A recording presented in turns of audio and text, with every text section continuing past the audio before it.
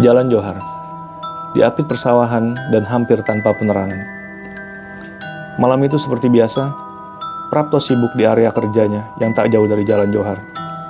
Tiba-tiba, ia mencium aroma menyengat yang sangat busuk. Bukan bau tanah, bukan bau lumpur.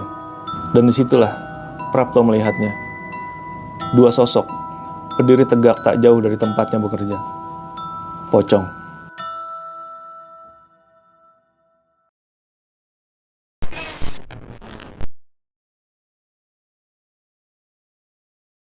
Jalan Johar, sebuah jalan yang membentang sunyi di kota C, diapit persawahan dan hampir tanpa penerangan. Di siang hari, mungkin tampak biasa saja, tapi begitu malam tiba, jalan ini berubah menjadi lorong gelap yang bahkan kendaraan pun enggan melintasinya. Bukan hanya karena gelap, tapi karena kisah-kisah angker yang sudah lama beredar di kalangan warga sekitar. Dulu, ketika daerah itu masih dipenuhi perajin genteng, seorang pria bernama Prapto menjadi salah satu dari sedikit orang yang tetap bekerja hingga larut malam.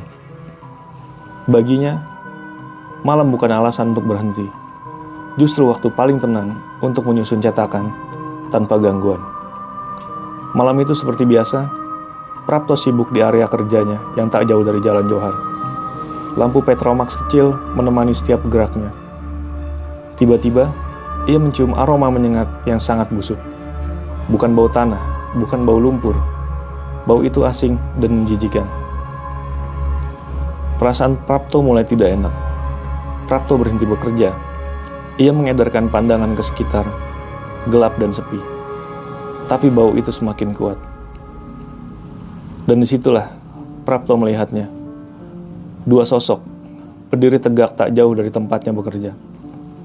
Terbungkus kain putih kusam, kotor, penuh bercak coklat seperti tanah kuburan. Pocong. Tapi berbeda dari pocong biasa yang sering ia dengar dari cerita. Sosok ini lebih tinggi dari manusia biasa, dan wajah mereka hitam legam. Bola matanya hampir copot, menggantung tak pada tempatnya. Dari mulut mereka, cairan pekat berwarna gelap menetes perlahan, menyebar bau busuk yang membuat Prapto hampir muntah. Suaranya lirih, seperti desis atau orangan, tak jelas, tapi mengganggu.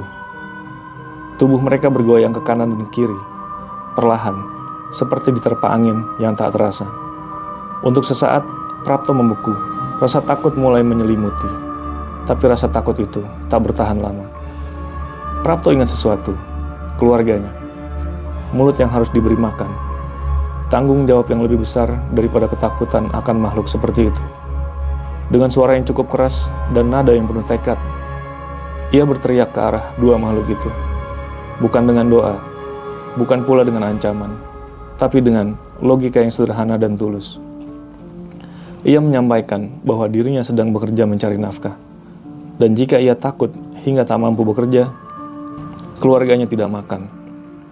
Dan kalau mereka tidak makan, apa pocong itu bersedia bertanggung jawab? Seketika setelah kata-kata itu diucapkan, kedua sosok itu perlahan menghilang.